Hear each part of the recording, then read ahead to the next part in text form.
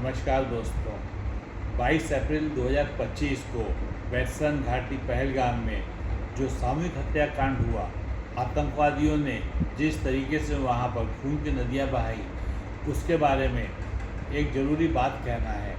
इसके पीछे मुझे एक गहरे अंतर्राष्ट्रीय षड्यंत्र की आशंका नज़र आती है और इसके पीछे एक दुनिया की जो दूसरी महाशक्ति है उसका हाथ होने की पूरी गुंजाइश है।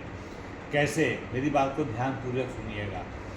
हम कुछ कड़ियों को जोड़ने की कोशिश करते हैं, ऐसी कड़ियाँ जिनको जोड़ने से साफ हो जाएगा कि ये जो हत्याकांड है ये सांप्रदायिक कम और अंतर्राष्ट्रीय षड्यंत्र का नतीजा ज़्यादा है। कुछ पीछे चलते हैं। अमेरिकन राष्ट्रपति ट्रंप ने टैरिफ लगाया, कई देशों पर लगाया, चीन पर सबसे ज़्यादा लगाया, फिर उन्होंने सब देशों से टैरिफ वापस किया सिवाय चीन के। और सब जानते हैं, सारे अखबार में आया, सबको पता था कि इस टैरिफ के खेल में भारत अमेरिका में अपनी जगह तलाश रहा था। वो चीन की जगह लेने की कोशिश कर रहा था कि अगर चीन पर टैरिफ लगता है तो वहाँ के उत्पाद महंगे हो जाएंगे, नेचुरली वहाँ पे जो अमेरिकन फैक्ट्रियाँ हैं वो भारत आ सकती हैं, और हम इस कोशिश में भी थे। जब ये सब चल रहा था तो आपको याद कर दिलाना चाहूँगा कि 22 अप्रैल 2025 के कुछ दिन पहले, लगभग 2-3 दिन पहले, चाइनीज़ प्रधानमंत्री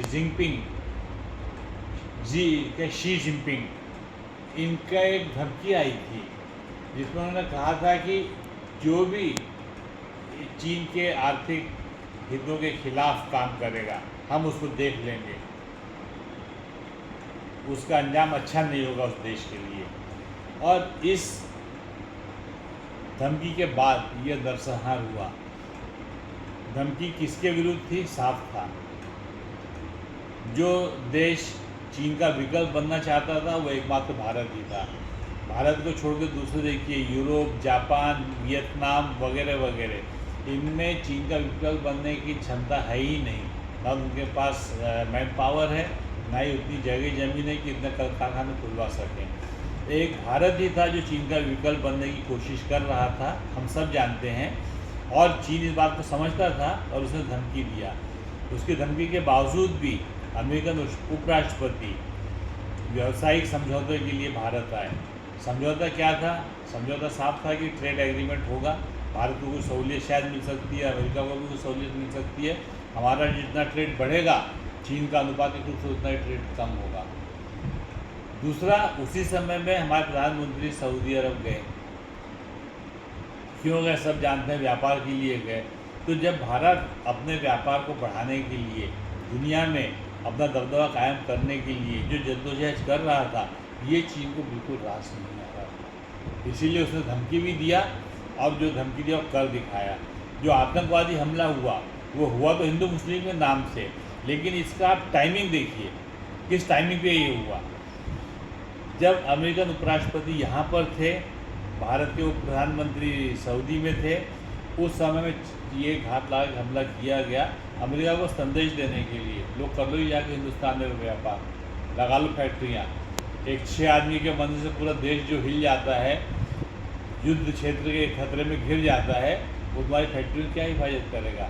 मुझे देखो, मैं पिछले कई सालों से एकदम बढ़िया आपको एटमॉस्फेयर दिया हुआ हूँ व्यापार करने का, फैक्ट्री लगाने का। ना हमारी नीति जो बदलती है, ना हमारे देश में अशांति है, हमारे देश में बाहरी खतरा है, कुछ नहीं है। हमको छोड़ के जाओगे हिंदुस्तान में, ये सब झेलना पड़ेगा। ये तो ट्रेलर है।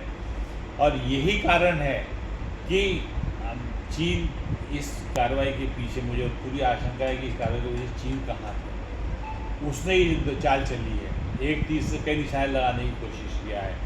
हम हिंदू मुस्लिम जो है एशियन उपमहाद्वीप के, मुझे लगता है कि काफ़ी नासमझ है, हम ये खेल में आ जाते हैं। ऐसा ही खेल 1947 में अंग्रेज़ों ने खेला था। हम उस समय भी जो वो चाहते थे हमने वो किया, आज भी जो चीन चाहता है वही हम कर रहे हैं। हम पाकिस्तान के साथ लड़ाई की धमकी दे रहे हैं, पाकिस्तान हमारे साथ लड़ाई की धमकी दे रहा है, और इस सब धमकी के बीच में चीन का स्वास्थ्य सबसे ज़्यादा चल रहा है। भारत में अशांति चीन के लिए वरदान है।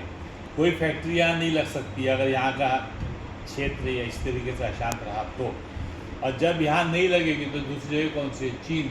ट्रंप को या अमेरिका को झक मार के वहीं जाना पड़ेगा। तो चीन जो दांव खेल रहा है, जिस तरीके से खेल रहा है, सफल हो रहा है। हमको ये देखना है ये जो सांप्रदायिक रूप जो देने की कोशिश की गई है, ये सही है क्या?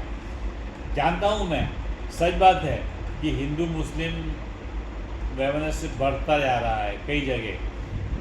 कश्मीर भी उसका अपवाद नहीं है। और ये भी बात सच है कि कश्मीरियों में मेजॉरिटी लोगों का जो लॉयल्टी है, प्रेम है, वो पाकिस्तान के लिए है, हमारे लिए नहीं है। फिर भी इस तमाम के बावजूद भी आम कश्मीरी उतना अधिक भारत विरोधी नहीं है।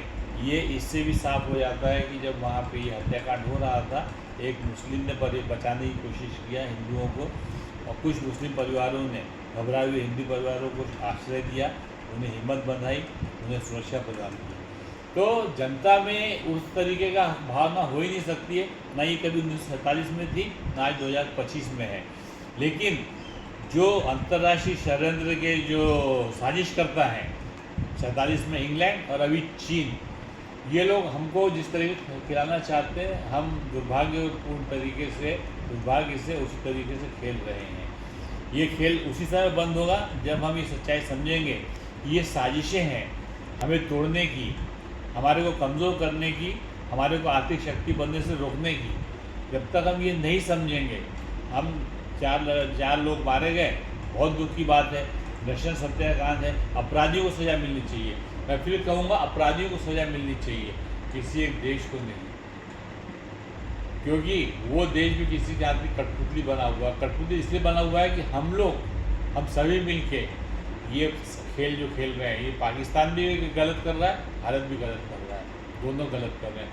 दोनों को समझना होगा कि हमें आपस में लड़ा के कोई तीसरी शक्तिशाली बनने की कोशिश कर रही है। और जब तक हमें नहीं समझेंगे, ऐसे घटनाओं से हम आपस में लड़ते रहेंगे, कमज़ोर होते रहेंगे, और अंतर्राष्ट्रीय स्तर पे हमको जो स्थान मिलना चाहिए, वो मौका हम अपने काउंटर से खोते रहेंगे। कृपया मेरी बात पर ध्यान दीजिएगा।